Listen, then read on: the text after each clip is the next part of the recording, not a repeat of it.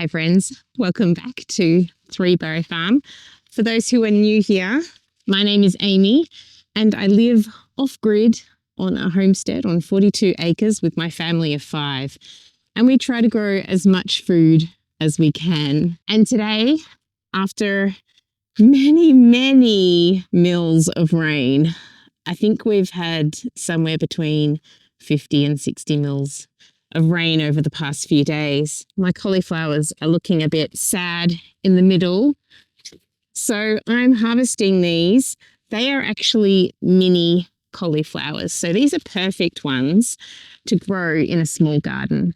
And I'm excited to be harvesting these right now because it gives room and light to my spinach, which is growing underneath. So the sun was out not long ago, hence why I'm wearing my sunglasses and sun hat. It was gorgeous, and now it's still nice and mild out here compared to the frosty days we've been having. But today I wanted to chat to you about what you can sow in cool regions of Australia in August.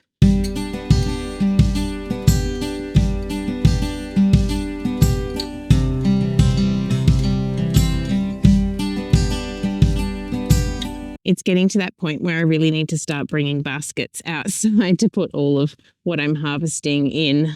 I'm just taking off the sprouting broccolis here. There's quite a lot of them. So my friends, can you feel it? I can. I'm very excited about the upcoming season. And because it is August now, we can start sowing tomatoes. I love raising my tomatoes myself because I can choose an array of different types of tomatoes. Most of them are heritage varieties. I shall list on the screen the varieties that I'm planning on growing. I will be planting slicing tomatoes, saucing tomatoes, and cherry tomatoes.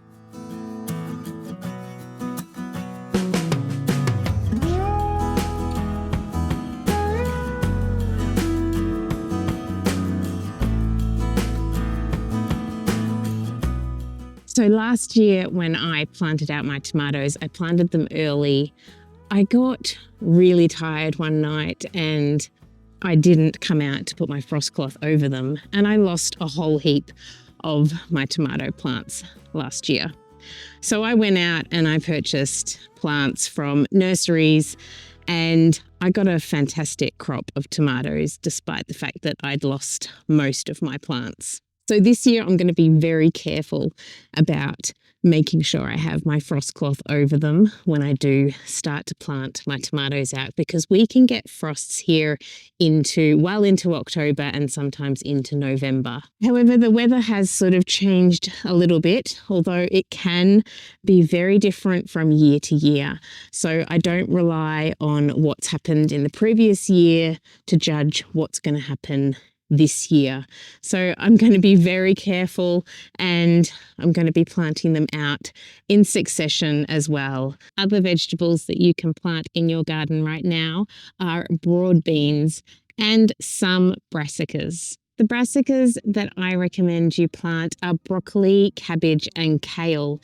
And I'm going to give it a go this year and grow some over spring and summer and see how I go. So watch this space. I've never done it before.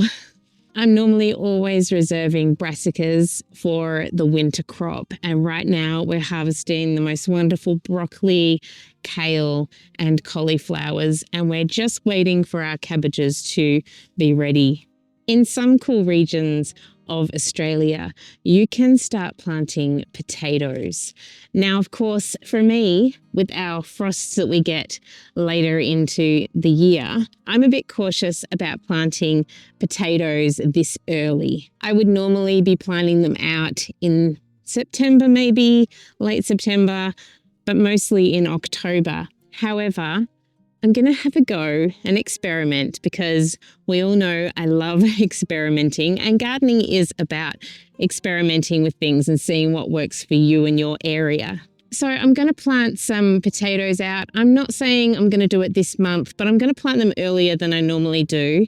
I usually put frost cloth over my potatoes, so I'm going to be doing that with them. I've got these potatoes in our house, the small ones left over from the crop from last year, and they're sprouting these long eyes at the moment. So I'm going to experiment with those instead of experimenting with ones that I'm purchasing. You can also start planting some more peas. I'm planning to do that. And you can also get some more parsley, coriander, lettuces, and other leafy green vegetables started right now. I think some of my kohlrabis are ready to harvest. That's really exciting. Something that is also wonderful to plant now, especially if you have kids and they are a bit impatient waiting to actually harvest something from the garden, are radishes. I highly recommend succession sowing radishes and not sowing a whole heap at one time, because you'll end up with all of these radishes. Although you can pickle them, you can also roast them up and do other things with them. But I highly recommend succession sowing them so that you are able to harvest them over a period of time instead of all at once.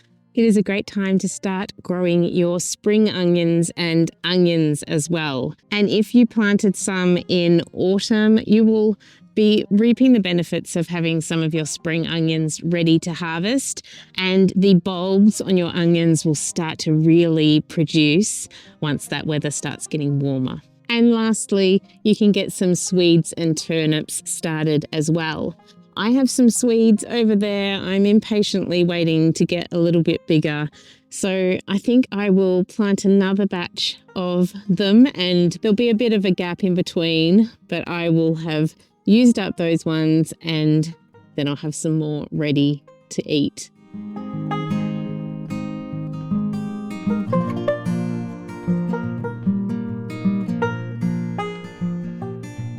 I hope you enjoyed that little video on what you can sow in August in cool regions of Australia. I'm going to get back to shoveling that wheelbarrow of mulch into the pathways of my garden. I hope you have a wonderful weekend, and I will see you again very soon.